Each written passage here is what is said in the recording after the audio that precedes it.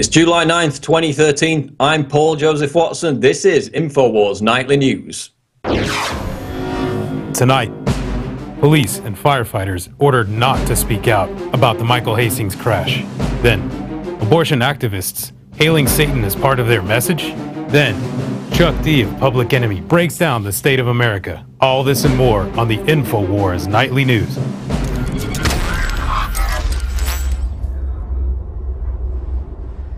Top story tonight, police firefighters ordered not to speak about Michael Hastings' crash. A journalist with San Diego 6 News has fresh evidence that there could be a cover-up surrounding the suspicious car crash death of Rolling Stone journalist Michael Hastings. Let's go to this clip. Clearly, there are a couple things that stood out in my mind when I went up and visited the scene and visited law enforcement. What stood out in your mind? You said you couldn't get the police report. They weren't giving that out. Yeah. So what else stood out in your mind? Well, the fact that when you go to the LA Police Department, then you go to the fire department, and you go to the different agencies, they all said they couldn't comment, and some of them said they were told not to comment on the story. That's Kimberly Dvorak, who says police and firefighters told her that they were ordered not to talk to the media about the car crash involving Hastings. She goes on to reveal that the military expert she spoke with also told her that the fire which consumed Hastings' Mercedes was an intensely hot inferno, not normally seen in car accidents. And in fact, later on, she goes on to speak about how Mercedes have acknowledged that it's very unlikely that one of their modern vehicles would burst into flames, explode in such an inferno, and yet the LAPD, which said case closed, no foul play within days of the incident, has not contacted Mercedes. They're not interested in it, even though it was a raging inferno, the car basically exploded. Extremely unlikely for a modern vehicle to do that, according to Mercedes. But the LAPD doesn't want to talk to them. And Dvorak, in this clip, also interviewed 2 physics professors who contradicted the notion that the engine, which was found 150 to 200 feet away from the vehicle, would have ended up behind the car, noting that its forward velocity would have ensured that it traveled in the same direction as the car under normal circumstances. So the fact that it's landed 150 feet behind the car in this high-speed crash is extremely unusual, according to these physics professors. And she goes on to suggest that the car could have been hacked and remote-controlled, as academic studies, which I cite in this article, have proven is fairly easily done. Of course, that premise was also raised recently by former counter-terrorism czar Richard Clarke in an interview with the Huffington Post. So, as I said, the police ruled out foul play within days of the incident, yet refused to provide journalists with a copy of the police report. And indeed are now telling both firefighters and police officers there in LA not to talk to the media about this case.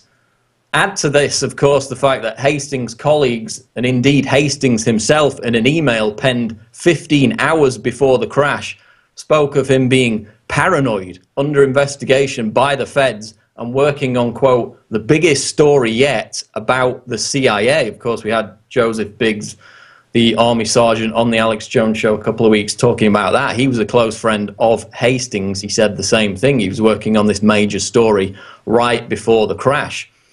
So we're not in the realm of conspiracy theory. Hastings' friends, his wife, are all asking these same questions, even as the LAPD apparently tries to lock down access to information about this case, the death of Rolling Stone journalist Michael Hastings.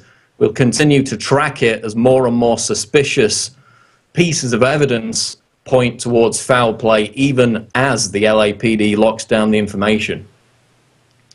Abortion activist caught on camera possessed by spooky Hail Satan chant in Texas state capitol, reports Mike Adams out of naturalnews.com.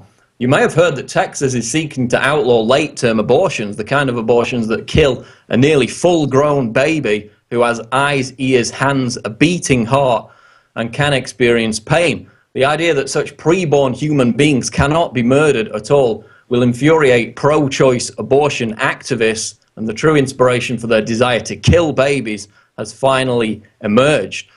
And basically, this clip shows a pro-life activist giving a speech opposing late-term abortions. But as you'll see, she's soon drowned out by these bizarre chants of "Hail Satan" from pro-abortion demonstrators. Let's go to the clip. Herman Gosnell butchered women, butchered children. We have Carpet down in Houston. Douglas Carpet. Butchering women, butchering children. It's being covered up. At the beginning of this year, February, 5 women died in February at a Planned Parenthood in Delaware. Do you think you hear about that on the news? No. And that goes on for another minute. There's actually a second clip where they're chanting and screaming "Hail Satan" while attempting to interrupt a chorus of "Amazing Grace" sung by the pro-life activists that were there. And after this hit the news, even Satan worshippers came out to distance themselves from the pro-abortion lobby. The UK Church of Satan tweeted, quote, "Unfortunate to see Satan's name used in such a diabolical manner." So apparently the butchering of 20-week-old children is too diabolical even for Satan, but it's considered a right by US abortion advocates. So this goes beyond the pro-choice, pro-life arguments. It's an insight into the minds of those who would kill babies after 20 weeks, despite the fact, as we know from technology that's some 10 years old now, babies show obvious signs of consciousness before that. They're making finger movements at 15 weeks. They're yawning at 18 weeks. And by 26 weeks, they're laughing and crying inside the womb.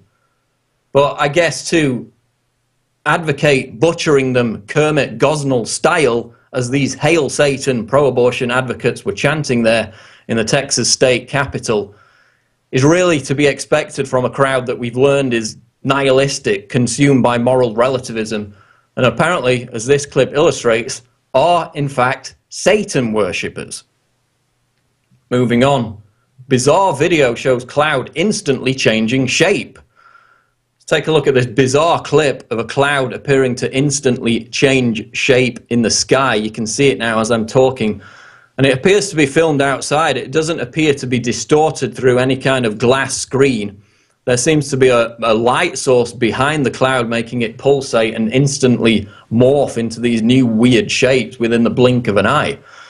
What's the explanation? Well, theories have certainly ranged, if you read on the forums, from geoengineering to HARP, to hoax video editing, but according to meteorologist Walter Lyons, the clip shows the behavior of a static electric charge inside the cloud. This is what he said to Discover magazine.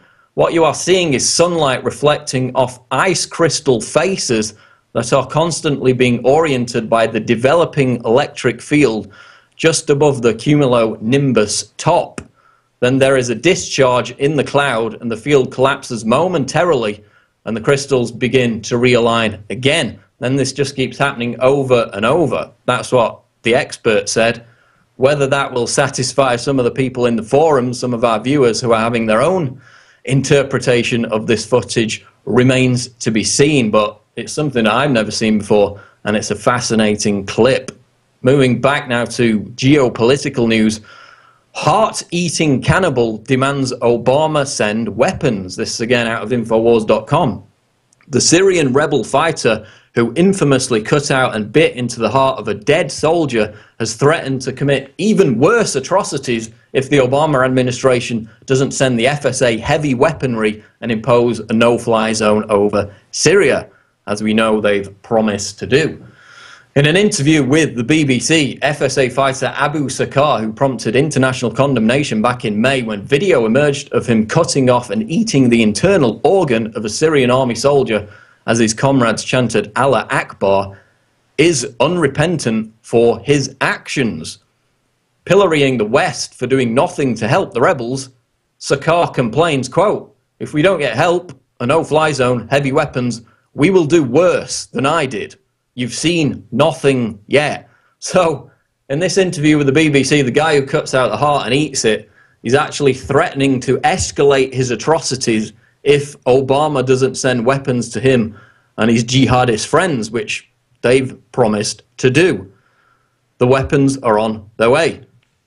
But first, we know from a report by Reuters, which came out last night, there are congressional committees attempting to delay the delivery of weapons to these individuals who like to, you know, barbecue people's heads, ransack Christian churches, rape and murder 15-year-old girls, throw people off buildings, amongst other glorious acts, all in the name of democracy.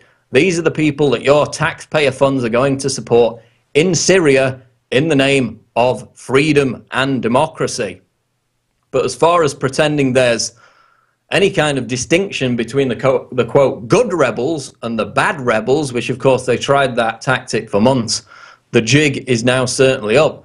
We've spoken about, you know, on the show many times, these people are on tape. We've got them on tape glorifying the 9/11 attacks, burning American flags, even calling their fighting unit the Osama bin Laden Brigade, vowing to suicide bomb Europe and America once they're finished in Syria.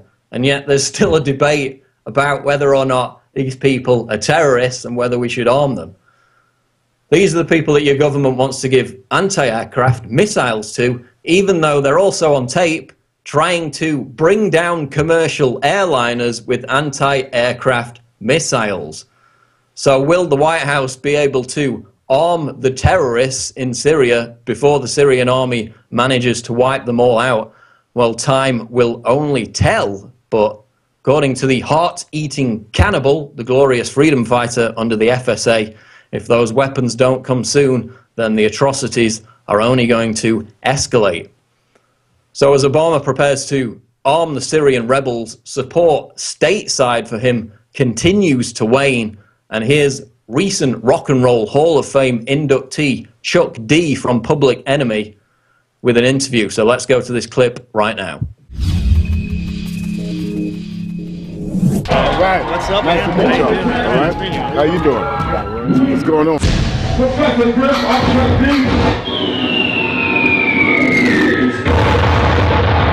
You've been educating people for years on the power and fighting the power. What do you think is the biggest source of power in the world today? The biggest source of power, and I think, you know, Griff could probably attest, is knowledge of self and knowledge of your surroundings. But if you have knowledge of self, but you don't know your surroundings, you're kind of like at the beginning of the same old boat again. The enemy is always 3 steps ahead. We're trying to gravitate our people to at least be a step behind, because the enemy is treacherous, and they come in all shapes, forms, alien spirits. Right, and I think we just doing our part through the medium of music, and we just chose hip-hop as the medium which to fight that particular battle. That's all. And we knew that once we was able to do that in hip-hop, they would see it as fertile ground to go back into it, to use it to flip the people. But you know, that wears off. That wears off because you have to have the perseverance to keep going on. Not to say that you'll win the game, but you got to make sure that people don't lose.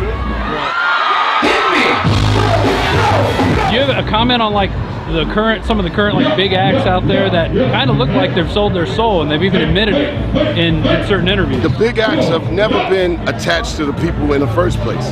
That's why you don't see tours. If you did see a tour, you would never see them interact with their public anyway. It's something like it's almost like a ghost. And so one thing I think I learned from Griff is that you always got to beware of ghosting. There's a lot of ghost images when people were believed in ghosts in the sky, the ground, some book. You gotta try to get to the physicality of something, even an enemy, and break them down to where they are as a being. They might not be a human being, but they are being, and their whole goal is to be inside you. So that's one of the things we want to use. Tell them about that recent going overseas, playing right across the way from the Rolling Stones. And then looking at the press the next day, and you know. Well, we played right in the shadow of the Rolling Stones, and many people, this was at Glastonbury, biggest festival in the world. And, you know, I mean, this country got all kinds of games. My crew had to go half the crew could go because we couldn't get out of the States. We played it, we made an impact. Everywhere else, of course, they acknowledged it back in the United States. Not that they didn't acknowledge, but they acknowledged everything else except for what we try to put down. I mean, simple things like, don't be a dumb smart-ass phone. A simple thing. Don't have your phone smarter than you. A simple thing. So if they're looking at that as being what would you call, cultural contraband, then it lets you know where we're at in a society.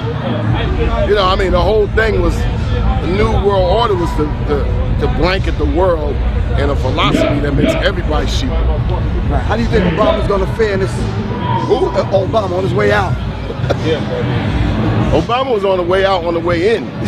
So, but it was something for those that had some kind of level of consciousness to use that time, if he's in there, to buy some time before a real enemy really comes down, or I should say a thorough enemy that don't give a like basically sending people to gas chambers legally. You know, Obama was enough of a facade to be able to say, well, I got my senses, let me get my cipher together, my surroundings together, not fall into the hype. When he's out of there, then the next one that comes in, the question is, are we ready for the next person that comes in, whether he's pretends to be an ally or whether he's a straight out adversary like the Bush, when Bush was in, he was a straight out adversary and told you. Yeah, that was some Bush. So we have to look around at our people. That's one thing we try to do in the music. I mean, look, it's real simple. We want to use our music and culture to unite the human spirit. We believe that culture brings us together as human beings and defies all governments.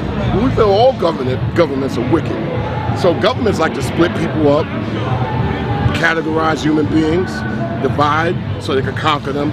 There's people that don't even think that they can see the world because they need permission to see the planet Earth. A visitor to the planet Earth, right? Right. Music allows you to be a visitor to the planet Earth way before the internet. That's why, you know, where we're at, just culturally, just being able to put the good seed in. So a lot of times when they say, well, Public Enemy is anti-this, anti-that, we're just anti-ignorant. We've always been about the good seed. So somebody has to clearly define themselves as the bearer of the bad seed and the bad fruit that go against Public Enemy. And there hasn't been anybody out there, musically or even in a country that has a clear definition on why we're the bad seed and they're the good seed. You know, we are a bunch of musicians just playing harmonica. I'm glad people that have less acknowledgement getting some credit, like my man Professor Griff. And he instituted a lot of things in rap music and hip hop that were unprecedented and still not duplicated to this day. You know, and you know, it's good to see people that have worked all these years, whether it's production like Hank Shockley, Gary G. Wiz, S1Ws, everybody to be acknowledged in it and to keep it going on. You know, people want to be appreciated for their effort. Not that everybody was looking for it. We wasn't looking for it. We came, we felt appreciative, you move on. And like I said, if we could take that one, if it was a one trophy, and we could break it in 10,000 pieces, you best believe we'd be still handing them out. Next story, US government secret move to hide files on the Osama bin Laden raid. This is an article by Mike Krieger. And he basically points out that the story behind the Osama bin Laden raid has been one contradiction after another, as we've documented on this show. Of course, we've had strong indications and testimony for years that bin Laden, in fact, died shortly after 9/11, and this was followed by a series of dodgy video and audio tapes, many of which were questioned in terms of their authenticity by respected academic bodies and other figures. You remember even Walter Cronkite, the famous news broadcaster, accused the Bush administration of staging the 2004 Osama bin Laden videotape, which came out right before the elections and was in fact credited by some as securing that election for George W. Bush over John Kerry. So we've had the, you know, the speculation about the Marfan syndrome, Osama bin Laden being on kidney dialysis, numerous reports that he had died shortly after 9/11. Then we have the so-called raid itself, the May 2011 raid on his compound in Pakistan, and his supposed burial at sea, you know, getting rid of the body quicker than Tony Soprano would, the refusal by the White House to release the images of the corpse, and of course the hoax story about bin Laden using his wife as a human shield, which came out immediately after the raid, later was proven to be complete nonsense. So now we have this. the Associated Press reports the nation's top special operations commander ordered military files about the Navy SEAL raid on Osama bin Laden's hideout to be purged from Defense Department computers and sent to the CIA, where they could be more easily shielded from ever being made public. Secretly moving the records allowed the Pentagon to tell the Associated Press that it couldn't find any documents inside the Defense Department that AP had requested more than 2 years ago, and could represent a new strategy for the US government to shield even its most sensitive activities from public scrutiny. So, you know, taking the NSA's line of logic, if you've got nothing to hide, then why not release the records? Why have we heard fanciful tales about bin Laden, the latest being this bizarre story about him being stopped for speeding in Pakistan, yet no hard evidence that any kind of raid which took out bin Laden actually took place in that area of Pakistan?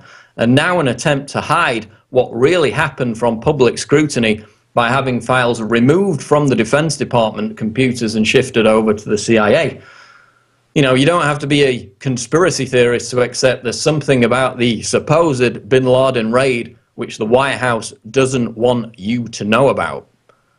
Moving on to technology news now. This is out of Natural News. 3D printing machines are printing bananas and mushrooms for consumption in space.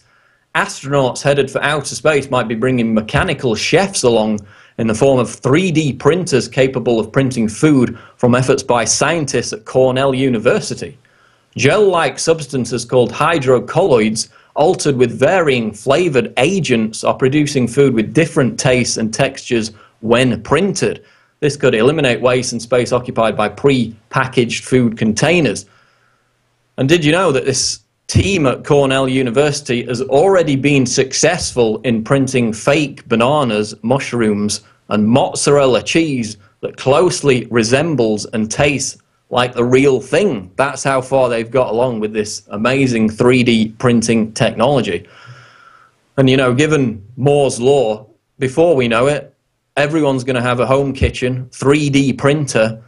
Within 5 to 10 years, Cornell's talking about the fact that the technology will be perfected to the point where you won't even be able to tell the difference between the real and the printed food. And eventually, of course, according to futurists, we're going to be printing entire houses and vehicles. As we saw, though, with Homeland Security targeting defense distributed with a 3D firearm, when people use this technology as a tool of self-empowerment, the state doesn't like it. Same with the internet. Same with any emerging technology. The technology itself is neutral. It can be used for good or bad, but the establishment wants to seize and maintain the power to decide who can use it at all. That wraps it up for the news, but we're going to cross to Alex Jones now for a special interview with Adam Kokesh, who, of course, staged a bold open carry protest in Washington, D.C. this past July 4th. So here's Alex with Adam Kokesh. Now you can watch the Infowars Nightly News streaming live as it happens for free. Check it out at Infowars.com/show.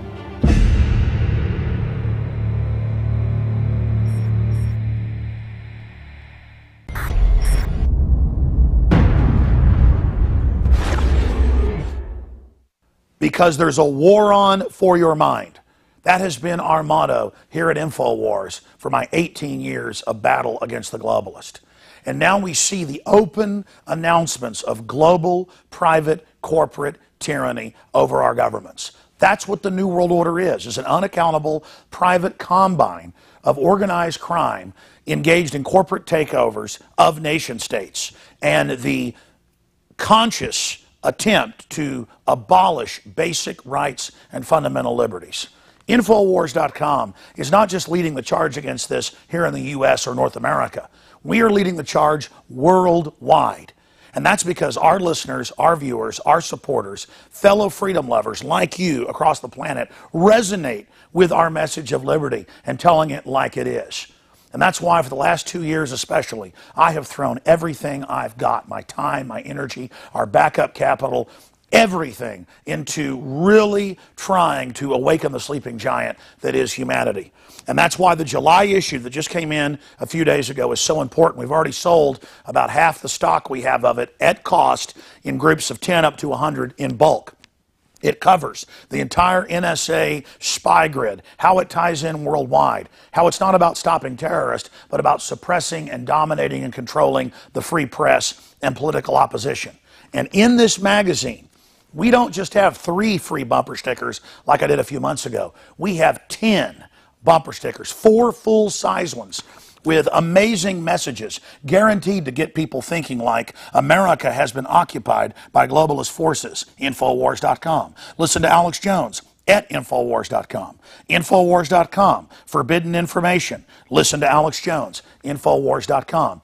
And then on top of it, 6 medium-sized bumper stickers with the message as well. These are key to post in legal and lawful areas on your book bag, your computer, your car, or to give friends and family. I have printed 500,000 of these bumper stickers. Only half of this month's run of magazines has them.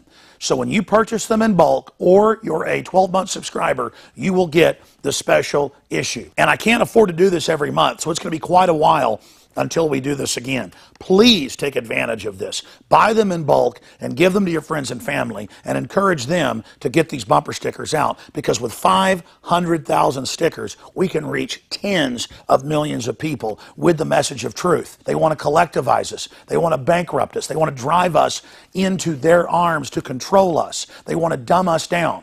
But the sleeping giant that is free humanity is awakening.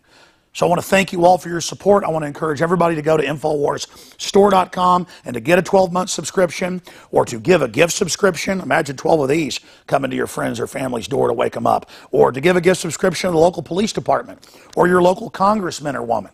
This is how we're going to affect change, voting with our dollars and voting with our time. Again, visit InfoWarsStore.com today to subscribe, to get the magazine in bulk, or to give a gift subscription, or to give yourself a subscription to wake up friends and family. I am all in. I am committed 110% to not mince words and to not back off and to boldly confront the globalist. So I want to thank all of you that have supported us in the past, and I want to encourage all of you out there who may be on the fence, that know this information is true, but have been scared to take action. You had better be scared of not taking action and letting this monstrous system come to fruition. Now is the time to commit. Now is the time to say which side of history you're on. Now is the time to stand against the globalist and the New World Order. And regardless of whether you get this July issue, this July 4th Resistance to Tyrants issue, spread the word about liberty, resist corruption in your area. Millions of us doing little things can move mountains together. I'm Alex Jones signing off for Infowars.com and the Infowars team.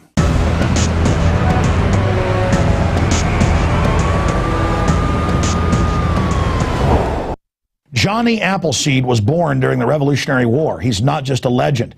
And in more than 5 states, he introduced apples that had not even been grown in the colonies. Later, the seeds from plants he planted and cultivated and some of the varieties he developed spread across the United States. And it was Johnny Appleseed teaching the colonists and then the new Americans, after we won independence, the love of planting fruit trees that introduced that idea to North America. Ladies and gentlemen, it is a revolutionary act to unplug from the television, to unplug from the computer and all the globalist propaganda, and to go out in your backyard or your front yard or planters at your apartment or on the roof of the building where you live, and to plant a garden. Become the Johnny Appleseed of your community with seeds from the InfoWars Seed Center at InfoWarsStore.com. The simple act of planting fruits and vegetables and then tending them and taking care of them and then sharing them with friends and family is a revolutionary act against tyranny. The globalists, first and foremost, do not want us to be self-sufficient. The crony anti-free market capitalist, the fascist, are using socialism and collectivism to shut down societies. Stalin in Poland and in Ukraine and other areas, starved on record more than 10 million people over 5 years by not letting them grow their own crops and collectivizing them. Mao killed between 65 million and 80+ million people doing this same thing. The UN says they will use food as a weapon. They use genetic evil to attack the earth, and major GMO companies have been caught going into growth belts around the world, even where GMO is illegal, and planting seeds everywhere to infect the genetics of the original crops. Almost all of the thousands of varieties of Mexican corn has been infected. They are in a genetic war against everyone. That's why we have to get these seeds and not just plant them on our own gardens and not just give them as gifts to friends and family to plant spring and summer and fall gardens. I'm calling on you to go out into the green belts, to go out into the areas and plant secret gardens. No, not of marijuana, but of the hundreds and hundreds of incredible high-quality vegetables and herbs and fruit plants that are here. Lemons and oranges, the list goes on and on. They will grow, plum trees, grape trees, they will grow almost everywhere in the U.S. We can literally, not just buying these products from InfoWarsStore.com, but from wherever you get them. This aggressive program literally just came to me one morning when I woke up about 4 a.m. realizing that we've got to counter their genetic war against us with original, real crops developed over eons on this planet. We have the lowest prices. We bought it in the biggest bulk that some of these companies have ever seen to ship this directly to you from the InfoWars Command Center. We stand for life. We stand for liberty. We stand for self-sufficiency. Go to InfoWarsStore.com, click on the Seed Center, and as of taping this, we have the 7 top respected brands. We intend to continue to do research and find other companies, other specialties, other varieties to really take action. The Infowars Store Seed Center has the largest online selection of heirloom, non-GMO seeds. Check out these products from our newest supplier, Heirloom Organics. The Medicine Garden for a natural remedy. The Tea Garden that contains every important tea herb you can grow. Fruit Lovers with 12 varieties. And the Tobacco Pack, additive and pesticide free. Join the gardening revolution today at InfoWarsStore.com. This is a revolutionary action we're asking you to take. Plant seeds everywhere today. Nurture them, bring them to fruit, and pass on the knowledge to others. Become human again. Discover your roots in the soil. And remember, the revolution against tyranny is growing.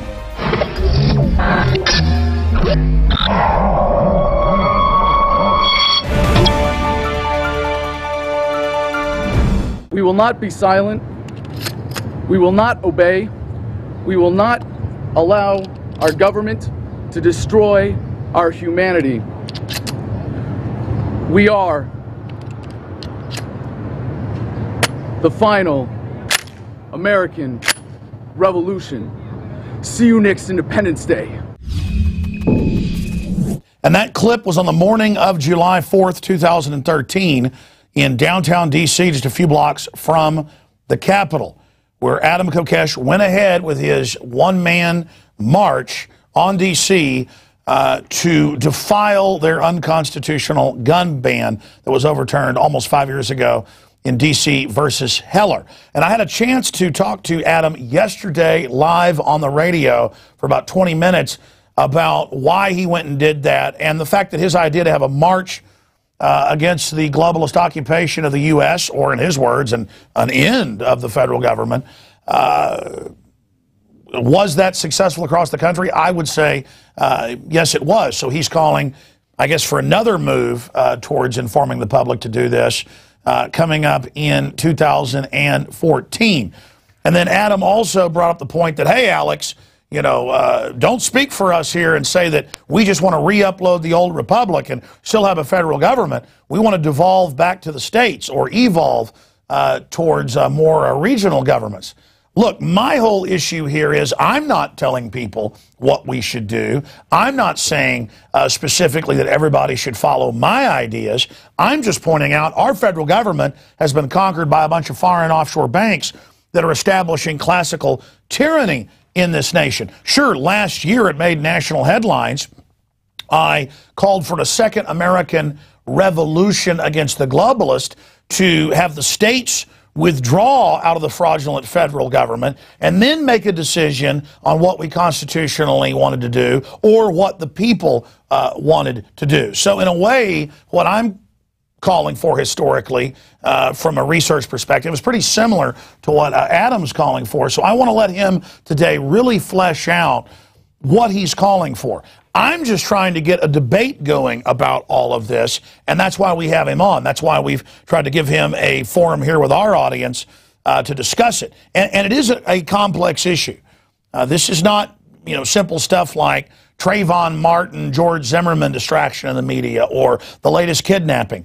This is a real geopolitical situation we're talking about because the United States, like it or not, is connected to this artificial globalism that's been created. And the globalist might also, this is one of my questions for Adam, use the breakdown of the occupation federal government as a pretext to come in and try to take over the states. So we'll get Adam Kokesh's take on all of that. Adam, thanks for joining us. You heard my diatribe there. Present to us your case, exactly what you're saying specifically, and what type of system you're putting forward or the type of debate that you're trying to foster. Sure, Alex. Thanks for the opportunity. I really appreciate the chance for this more relaxed conversation and talking about these deeper issues. And as you put it, the geopolitical issues that do come into play when we talk about the revolution that is impending in America. And I just want to reiterate, first of all, what we're saying, and I think you would join me in this, is that we can do things the easy way or the hard way. And the hard way is to keep our heads buried in the sand and wait for the inevitable collapse points and the tumultuous decline of America that may have some violence and pull the rug out from underneath a lot of people in a very dangerous way. The easy way is let's pay attention, let's take drastic action that's appropriate to the situation, and let's really take advantage of this opportunity to move humanity forward. We are calling for the abolition of the United States federal government, and what we replace that with is state governments. And it's not that it's to replace everything that the federal government is doing. We're not suggesting that there be 50 NSAs and so on, but that we have a return to that at least local kind of sense of self-government that we once had in this country, and to move humanity forward, because in the ultimate progress, what we're looking for is an evolution towards self-governance. And I believe that that is the inevitable course of human history, and that is our destiny as a species, to achieve self-governance, to achieve a state in which every human being decides that they want to be the alpha of their own lives. And so when we talk about the ultimate goal of abolishing all government, it's to replace it with self-rule and a voluntary, peaceful society. So I understand the considerations for thinking that maybe there are advantages to being a part of a larger government or a bigger collective, but really the way we make progress is by moving power locally and moving it down in the direction of the individual. And so that's what this is about for me. I wouldn't want to cut out 97% of a cancer and say, well, let's just get back to constitutional government, because it's going to grow back. And democracy itself is what we're talking about getting past here. This idea that human beings should pick leaders for each other, and that a majority, by virtue of just being the majority, can come up with an excuse through that and through a government to impose its will on the minority or everybody else, as you know, leads to the kind of corruption we see today. And I would say that that's inherent in the system, because politicians will inevitably promise something other than what they're going to deliver, which is the special interests that they plan to serve. And that's what ends up happening every single time. And until people say, well, we're not going to give this power arbitrarily to any kind of leadership, we're not going to demand our own self-governance, we're going to have all of these problems. But right now, we see this particular level of government at the United States federal level coming to some dangerous points of collapse. And I think we can really move people to get behind this simple call. And that's why we're working towards this for next year. What we did this past Independence Day was fundamentally change the conversation by starting people to talk about this. But we're building forces for next year. And one of the most important things people have to get over, Alex, and I think this is an important one for a lot of people that come to this movement through love of country, through love of their fellow human beings, that it's not about patriotism. It's not about love for a collective or love that ends at borders. It's about love for humanity itself, love for liberty, and love for oneself, and the pride of an individual saying, I don't need to be part of a collective to have a healthy sense of myself. Adam, looking at this, I understand the idea to get towards local government and then individual government. I understand that anything centralized ends up becoming corrupt and bad historically. I'm just trying to get the public to awaken to the globalist, and the quickest path to that is to point out our country has been occupied basically by these foreign forces that are completely above any law and who are the ultimate socialist feeding off of corporate welfare. And so I understand your whole point of the federal government is completely shot, completely corrupt, completely full of corruption, and so let's just get rid of the whole thing.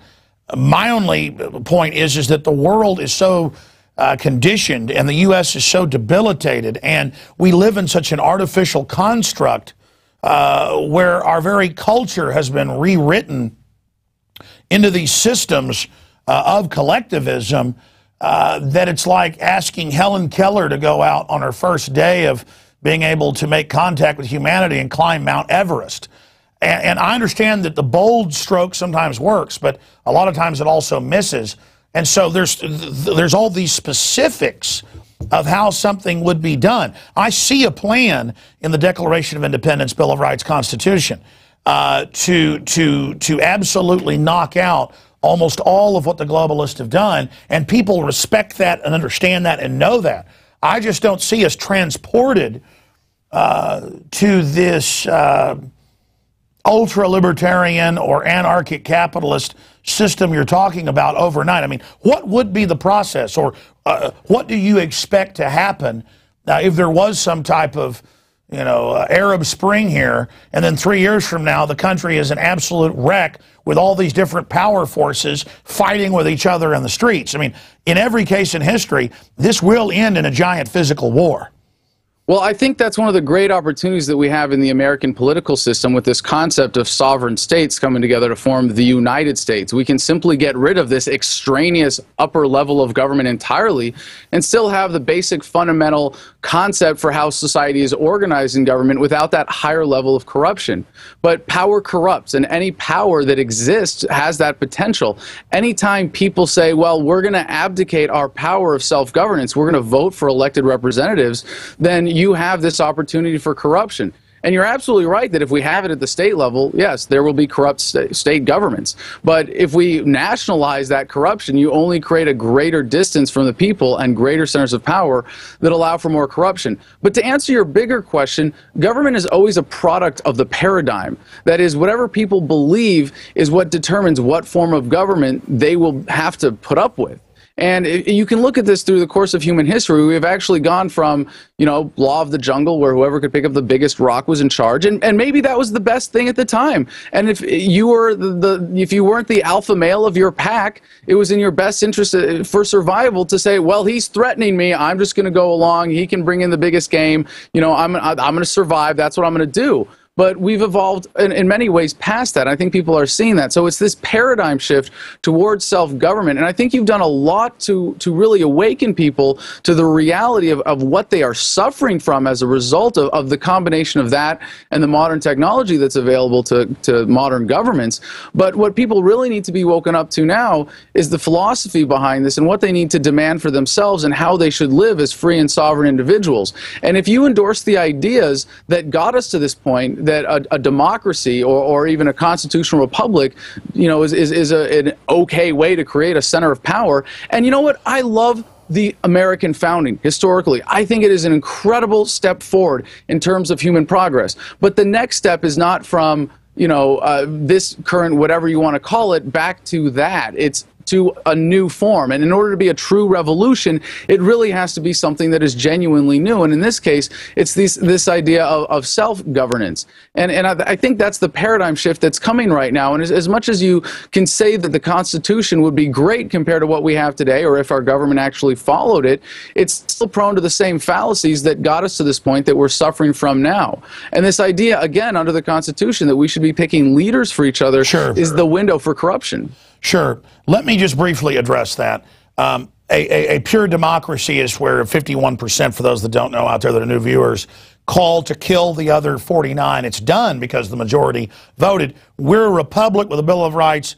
and Constitution, and then within that framework that is the greatest system ever developed so far, we're in trouble because we've allowed it to be abridged, undermined, and destroyed, because it's only a document that a very moral, active, informed people can basically animate, to paraphrase Thomas Jefferson and other founders. So I'm not calling for two wolves and a sheep voting on what's for dinner. We know that we have an absolutely criminal foreign banking cartel that has taken over the federal government, expanded it unconstitutionally, and is now using it as an occupation force and bragging they've done that. And they've done that in Europe. They admit, we've taken over. You will pay all of our derivatives debts. We're going to break up your families. We're going to build giant prisons. We're going to enslave you. Ah, ha, ha. I mean, this is flaming tyrants. But then you get the Peter Thiels and people that say they're libertarians coming in and going, yeah, we'll have free cities out in the ocean and free sub-cities within the U.S. And Glenn Beck says, they'll build a community that'll have enough power to lobby like the big mega banks do to be outside the taxes and outside the system. So it's these city-states again, going back basically to feudalism. But then if you expand out from that, how do you deal with the globalists that already came through the corrupt government and had the government take the taxpayer paid for infrastructure of power plants, waterways, the reservoirs, the institutions, the infrastructure? It's already being transferred to the globalists who aren't free market. They call it libertarian. It's theft. It's fraudulent deals. And so we get rid of the federal government, and now it's a bunch of private security forces running around that already took the country over. I say we take the federal government back, arrest all these criminal globalists. I mean, what structure do we use of grand juries to bring them to justice and literally have our Nuremberg trials? That's what we have to have, and then have a new constitutional convention, decide, do we abolish the federal government entirely, or what do we do? You say, well, that's groups of people voting on what happens. The average person out there, Adam, has a 20-point IQ reduction from the fluoride on record as literally a foaming at the mouth zombie who can't even wipe their own ass. So I'm asking you, these people don't even know how to feed themselves. I mean, it's much more sophisticated than the system that you're even talking about. I mean, we've already... That's a great question. Absolutely. It's a very important question, and I appreciate the way that you posed that, Alex. But I would beg to differ just a little bit on the understanding of the Constitution, in contrast to a direct democracy, because it's still fundamentally in the same category. If you have a direct democracy, as you say, 51% vote to kill 49%, you still need an enforcement class to carry that out. You need the support system to make that possible. You need the general consent of the public to carry that out.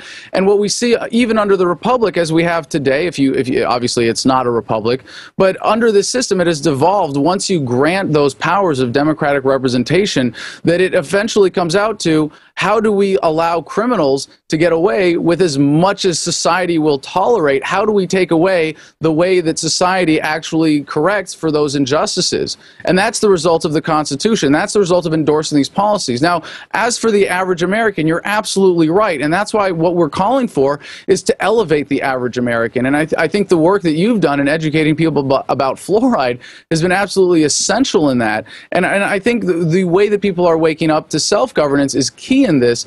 But in terms of the how, I'm really not too concerned about the exact mechanics, and I'm really not too concerned about redistributing the wealth. And I think one of the things that we have to acknowledge if we want real freedom is that we're going to have to give up some materialism. We're not going to ever have perfect justice. We're never going to have a perfect redistribution of wealth based on, well, that was granted by government unjustly to some private interest or to some corporation or whatever the case may be. But that's also one of the advantages of what I'm proposing, is that property can be reclaimed by states and local governments in the process of decentralization. I think really this idea of localizing power is the best mechanism of doing it. Obviously, one of the things we have to do is get people off fiat currencies. Getting rid of the federal government means getting rid of the dollar as the world reserve currency, getting rid of the dollar entirely. And I think that's a key step in the right direction. But when it comes to the imbalance of power and the imbalance of wealth that exists, some of it is just going to have to be, we're just going to have to chalk it up as a loss. And I think if we want to move forward, we're going to have to give up some of that petty desire for perfect justice. However, there is a good mechanism that gets to a point where people are at least allowed equitable access to natural resources. And one of the ways that you could do that when you get rid of the federal government and have the states reclaim all the federally held property within their borders when they secede is they can then relocalize it again to the county level, and at some point you simply issue shares in corporations that are holding all of that property, and you allow people to sell them or trade them, and that's how you get to that privatization. And it's not going to be perfect, Alex, and this is a very screwed up world we live in, as you do a great job of educating people about, but we have to accept some of the past mistakes in order to move past them without dwelling on this, because I understand, but the way the complexity of the world works, the way the complexity of the world works is that the organized gangs, the big corporate gangs that set up the New World Order, the ones that have occupied the government, yes, what's going to happen to them? Because you're going to get rid of the federal government. They've already bought everything up and taken everything over through the federal government unduly. So now we just get a global government? Because let me tell you what the banksters are doing. They're actually getting rid of government in Europe because they already used it to take everything over, and now they're the government. So I trade out the feds. I trade out the feds for Goldman Sachs? No, because all of their, and this is again something that is taken care of by the process of localization, and what you're pointing to in Europe is often challenging the sovereignty of the states of Europe in favor of the European Union control, and it's still fundamentally, and Alex, you understand the mechanisms of this, the way those people work is if it wasn't for the coercion of the government enforcement class, what they're talking about wouldn't be possible. And so when you can have... Oh no, we know wildcat economies grow at 10 to 15% a year. Globalist economies are basically negative except in certain sectors. Look, I agree with a true laissez-faire, open, free society. The problem is that they always have a version of laissez-faire that are these big insiders who only want laissez-faire for them and nobody else. Right, and if there is part of this localization process that I'm describing that includes reclaiming property from corrupt corporations that have benefited unjustly from government, and a state government at the point of secession decides, hey, there's a facility, there's a power plant, there's something, there's a you know, whatever it is that's in our state that was gained unjustly, it can be reclaimed by the state. And then what finds that? The state courts? Yeah, like I said, it's not perfect, but it's a move in the right direction. Oh, no, listen, now you're talking. They've shut down 2,000 plus power plants the last 5 years that are totally clean so that the jobs can move to China where the globalists have their insider deals. That's on record. So we arrest the people that run the corporations that did that and lobbied for it. That's pure organized crime. And we turn those damn power plants on. See, now you're talking. Yeah, see, we take away all these mechanisms of control here, Alex, and the globalists... Hey, wait a minute. These guys ain't going to give up, buddy. They're going to be offshore with legions of hitmen. They're going to send in here to kill us. So I'm saying, how do we organize to stop them?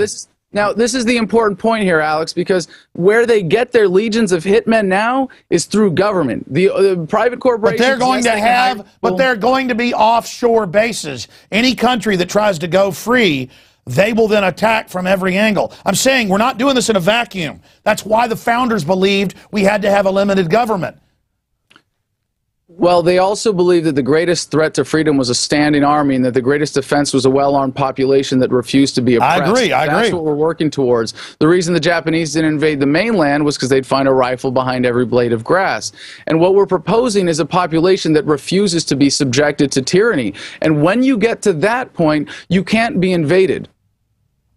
Well, I know this. We're in the clutches of the globalists. Can you agree with me that we're not even talking about the federal government, and that it is more popular to say we have an occupied globalist government by banksters? Absolutely. Let's take the federal government as it exists away from them. Absolutely. Did you read... I'm not bragging about it, but I did a lot of research into it. A lot of constitutional lawyers have read it. They said it's very constitutional, that it's a very smart plan that the founders would have come up with. Well, that's why, because I researched what they did. I mean, did you read what I put out last year, my call for a second American Revolution? I only saw parts of it in the news. I apologize. No, that's fine. I'm just saying, I don't think, and I can't blame you because I'm not that articulate sometimes on the air. I think the plan you're talking about and my plan, which is just a constitutional plan, is very, very similar. I just want to have a debate about the fact that we've been occupied and captured like Vichy France, and that after we've kicked the globalists out, that I think the uproar that would come out of people discovering what happened, I think you might actually get what you're talking about. I think there's only a slight difference here, Alex, really, and I think this conversation has really gotten us honed in on this minor tactical difference between what we are talking about, and where you are saying, well, if we do this and we create this mechanism still at the federal level, we can correct certain problems. And I agree. Your plan would have that advantage if you said we're gonna reclaim the federal government and we're gonna use it for justice and we're gonna do X, Y, and Z. The only disadvantage of that and the danger in that is then you are still relying on a great central authority that will and can be corrupted. So you're saying I shouldn't use the Ring of Mordor. You're saying it will always go bad. I am saying what you are proposing should happen, except it should be done with ruthless localization, pushing the power down, and all of the aims that you are looking for can be achieved at the state or more local levels. Well, you know, every time you're on, I see comments and stuff by kind of collectivists saying, well, what about all the federal money? They really don't get that money's local money. Yeah, it's all fiat, exactly. But that's energy symbols, energy stolen from the states, expropriated to basically a globalist crime syndicate, and then they give us a little bit back with strings attached. Right. And it's disgusting that people don't get that. But you're right. It's collectivists who believe in the economic fallacies of a central government, of Keynesianism, essentially, that, you know, the government can create wealth out of thin air. And, you know, just today, I'm sure you covered the New York Police Department gas attack, or, you know, $3.4 million to study how gas moves through the subway system in New York. And what's offensive to me about that is not that it's used to scare the American people or to make you think, oh, you need government to protect you. Sure, it's a psyop. False threat. No, but it's $3.4 million that, if not spent by government, would be spent by the people to meet real human needs. And to me, that's what's and then it's given to a firm that's a buddy of the insiders. You know, I mean, this whole complex. Well, look, it's clear. I see like twice the police I saw just 10 years ago driving home. The police literally act like, many of them, like they were just released from an insane asylum. Now the police in Texas pull you over without a warrant and shove their hand up your butt. Well, Alex, let me just, if I may suggest, going back to the distinction between what we're proposing, the specific advantage of what I'm talking about. Because when you say we're going to retake the federal government, you suggest then you need a national leader, you need some national management of this new government, you need everybody in the nation to somehow agree on a plan. What I'm suggesting of simply returning all of that authority immediately to the states has this great advantage of being able to unify people who are of vastly different opinions. They don't have to wake up. They don't have to agree with us philosophically. They don't have to think about what we are proposing or what we believe in. If they know that they are going to get better governance the closer it is to them at the state level, where it better reflects the needs of their communities. Yeah, well, let me expand on that. At the national level. Look. In the plan I put forward, that's just based on a lot of historical research and things that others have put out, great minds, I actually say nullification, and that states should secede to point out that it is not even a real federal government. So I just end that debate. And then if the states decide, because we're now the people of the states, we're deciding that we want to get rid of the federal government, then there is a plan developed to do that. But in the process, we've already withdrawn our consent and checkmated them. Well, let me ask, Alex, if you saw that the 50 United States that we have today were completely independent, do you think there would be a possible political process for you to get 50 state governors to agree to the same thing, to come on board on the same plan? I think that's a much greater challenge, and it's very unrealistic. But it also suggests that we're going to get people back into this giant collective. But we did it in 1789. I mean, we didn't. Listen, maybe we wouldn't do that. The whole point is the Declaration of Independence says it's our right, our duty, to abolish the forms we become accustomed to. 1789 was a step backwards from the Articles of Confederation. Where I agree with you. Local autonomy. Listen. Hey, I'm trying to go with something that I believe people would actually. We're already occupied by the New World Order, and they're trying to mop up the free press and shut down whatever's left.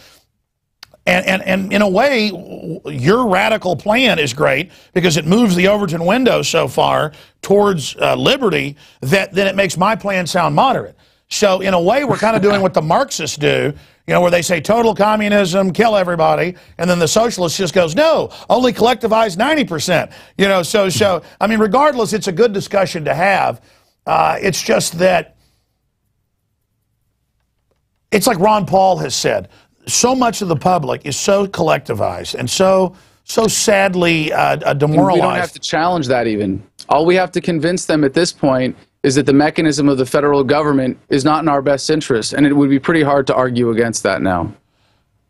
Let me get off this subject for a moment. What do you see happening as all the NSA spying comes out and as the government running Al-Qaeda now comes out? I'm not trying to toot my horn. It's just that everything I've talked about from my just straight up analysis of the situation and the experts I talked to has now been proven. Oh, yes.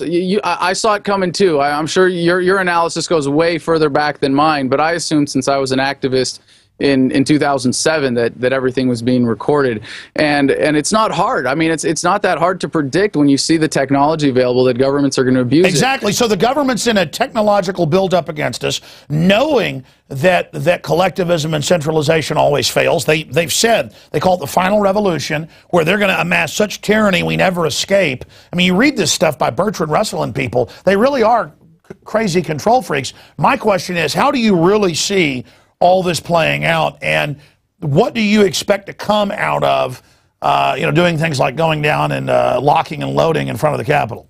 That's a great question, Alex, and it really does feel like we have the destiny of humanity in our hands right now. Not just you and I, but all the people that are addressing these issues and are looking at this. And it does feel sometimes like it could go one of two directions, either to freedom or fascism.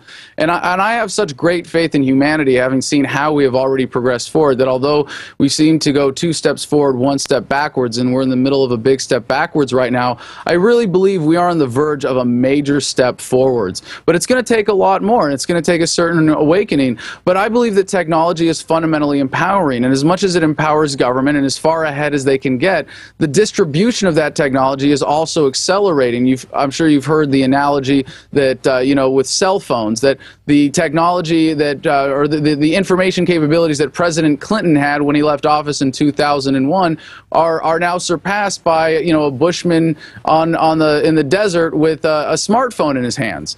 And in that sense, the technology is also distributed a lot faster. You know, it took, you know, decades before the printing press had a worldwide impact. So I believe that technology is empowering, and empowerment leads to liberty because it leads to the assertion of self-ownership. Now, just yesterday, to answer your original question about the spying, I went to the White House, and it was in between interviews I had in D.C. with, you know, the mainstream media ditto heads, and I took some time out to do some man-on-the-street interviews, and I wanted to ask people how they felt about being spied on, and my brilliant girlfriend suggested that I ask people for their cell phones. And so I went up to people, and it started with, hey, what's your name, where are you from, what are you doing here, and then, can I have your cell phone? I just put out my hand, and I interviewed at least you know, a dozen people, and every single one of them questioned as he was handing me his cell phone, and I didn't answer. I just ignored it and kept going.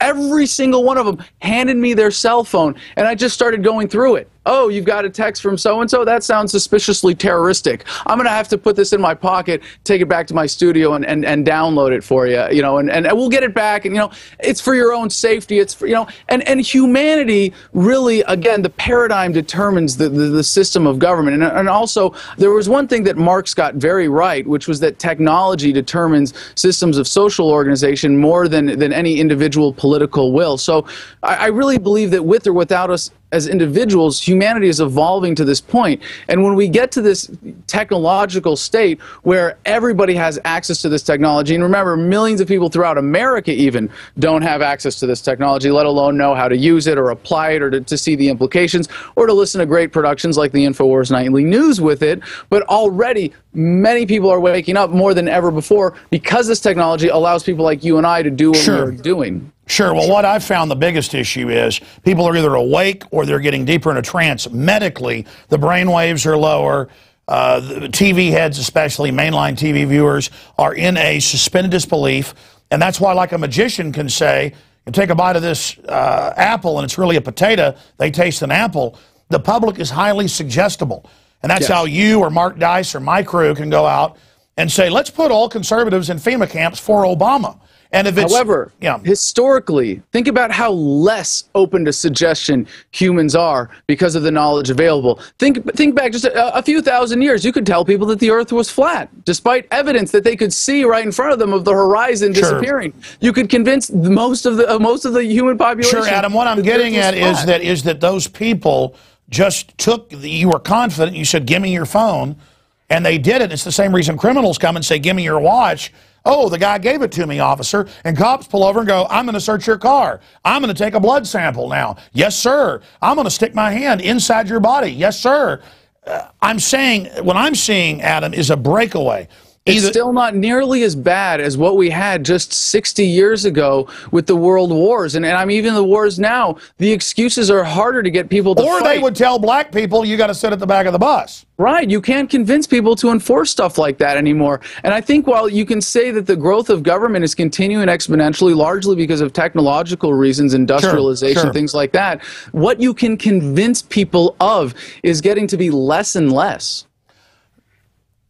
No, I agree with you. I'm not giving a negative view. I'm saying there's a dichotomy. There's a purification process. You're either getting more mindless, more unconscious, or more awake, more informed. Even then, you know, I understand what you're saying. I think that's part of a temporary step backwards as people get fluoridated and dumbed down and obese and things like that.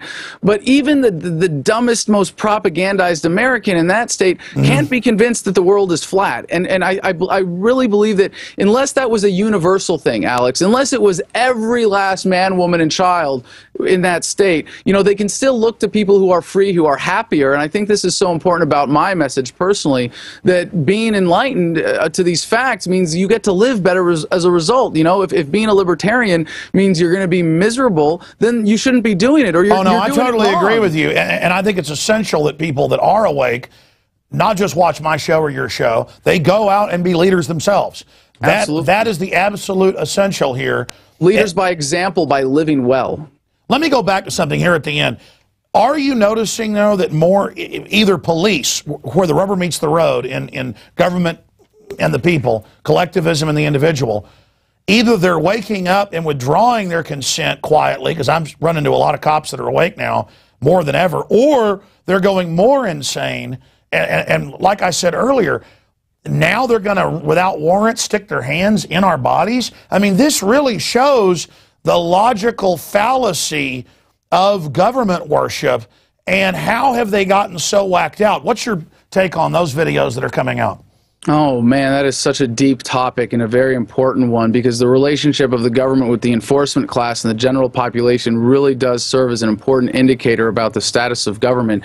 And I think right now, with the size of government, they're able to significantly isolate people from the general population. But I've thought about this extensively in military terms, being a combat veteran myself. The only way that you could get troops to go and fire on innocent Iraqis was to dehumanize them, to separate them. And similarly, the police have to have that kind of mentality in order to commit these atrocities that they commit in the streets of America every single day. And there is that dehumanization that takes place. Oh, you're just a citizen. Oh, you're just a subject, that kind of thing.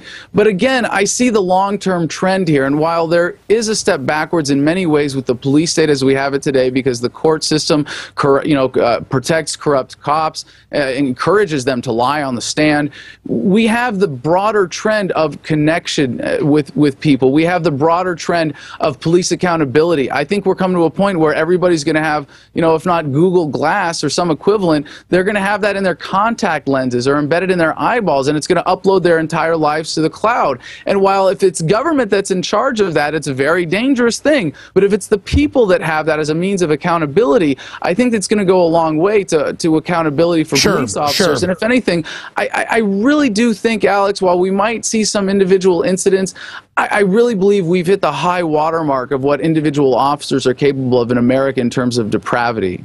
Well, and it's causing a massive debate. And the power structure should notice, if Congress has a 10% approval rating, the mainstream media is hemorrhaging to death. Obama's poll numbers with his trendy under 30s is hemorrhaging. You can see the trend of history towards liberty. I agree. Yes. I'm stating the big battle is joined. All forces need to be on the field, not in the bleachers. This is historic, what is happening right now, and it's an incredible time to to be alive. And I appreciate Adam Kokesh. I appreciate you joining us tonight. And I look forward to speaking to you in the future. And I tell you, what people can say whatever they want about you. That's bold to go into Mordor and load that shotgun and do all that. And I guess you haven't gotten any word yet from the forces of Mordor about your daring as a slave to bring a weapon into their spider hole? I think they're afraid to give me any more publicity at this point, Alex, but I really appreciate the conversation. I think this is a very important one. But I hope when it comes down to it, you'll be in D.C. next Independence Day. Again, with or without me, this is going to happen, the same march, the same single call. And if it's the only step in my plan, it's still the first step in your plan to abolish the federal government, to have the states secede, reclaim federally held property, and start moving towards justice and eventual self-governance. Oh, I do think the western states should seize all federal property. Some states they've got like 90%, and the federal government doesn't even exist anymore. So on that, we agree. Let's kick the District of Criminals back to Europe where it came from, back to the New World Order. Let's kick that hive of scum out of here. Let's kick the private Federal Reserve out. Let's go after... You want to abolish the private Federal Reserve, right? Absolutely. Yeah, because, I mean, I'm focusing on that. That's the real amoeba that's entered the political brain that is the main force behind it. And after they're gone, listen, I'm happy to get rid of all of it. Because most Americans have no idea how extensive the influence of the Fed is. But if they go, well, our money comes from the federal government, well, now we can have money come from state governments, and that's as much as they think about it. We can use that. We can work with that. We can get that consent. We can get that consensus from the American public. Oh, I agree with all the technology we've got. We should be working literally I've had top engineers on, like Dr. Bob Bowman, former head of Star Wars. We should be working 5 hours a week living like kings. I mean, we'd already be on Mars if it wasn't for government standing in the way. I mean, it's incredible. Adam Kokesh, thank you so much. Thank you, Alex. All right, folks. That's it for this edition of Infowars Nightly News. Great job to the crew. Great job to you, the supporters and viewers of Infowars Nightly News. If you have a PrisonPlanet.tv membership, they're $5.95 a month. That is 11 people that can use that simultaneously with the username passcode. If you are a PrisonPlanet.tv member, today share it with your friends and family.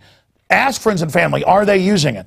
Tell them to go watch the films in high def that are there, the expanded extras. We're going to premiere next week the documentary State of Mind, all of it. Operation Awakening the Sleeping Giant. Use those PrisonPlanet.tv memberships. I mean, look at my crew. Look at the incredible still image they had of me in that first tile. The comedy level of what my crew does, that right there is just off the charts awesome. So again, gold star for that one. Unbelievable. Anyways, ladies and gentlemen, bottom line, become a PrisonPlanet.tv member today. I want to thank all of you that are members, but if you're watching this on YouTube later, a lot of money was donated by people voting with their dollars to be PrisonPlanet.tv members over the years, to buy books, T-shirts, films, you name it. Become a member. Support us. We're working our butts off 18 hours a day. I know I am most days to bring you this information. Go to PrisonPlanet.tv. Become a member. It takes 1 minute to sign up. Get the July issue with the 10 bumper stickers in it to wake people up in your area. America has been occupied by globalist forces. Bumper stickers like that. Take action. Buy the Pro Pure, best filters out there, 10% off, promo code WATER. Go to InfoWarsStore.com. Vote with your dollars. We're not the criminal globalist and the federal government that come with a gun to your head taking your money. If you believe in what we're doing and want to help us get the word out, you know we're working the hardest of anybody out there. Donate, support, buy the products, InfoWarsStore.com, or call toll-free 888-253-3139. And then we're a platform to support all these other patriots and liberty lovers, whether they be real liberal progressives that mean well, that don't like the corporate tyranny, or whether they be super anarchists like Kokesh. We're here to have a real debate, a real discussion. Me, I'm a constitutionalist that knows America was the best system ever and that our founders were geniuses.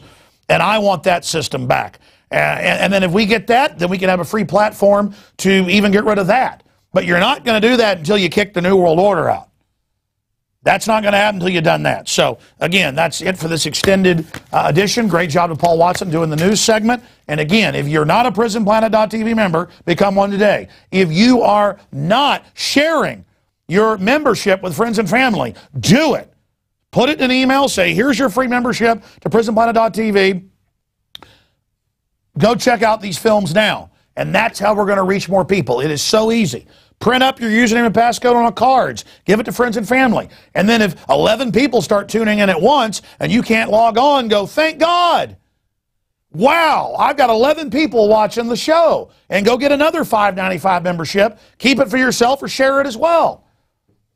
It's incredible what you can do by you taking action. The individual is king when the individual stands up. Alex Jones signing off for another edition of Infowars Nightly News.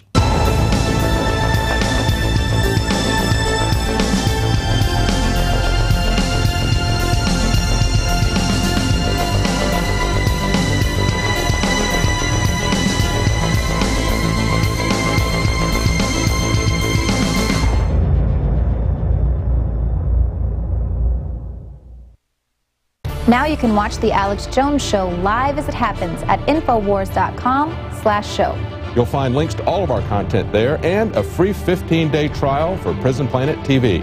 More than 60 movies and documentaries all in one place at Infowars.com/show.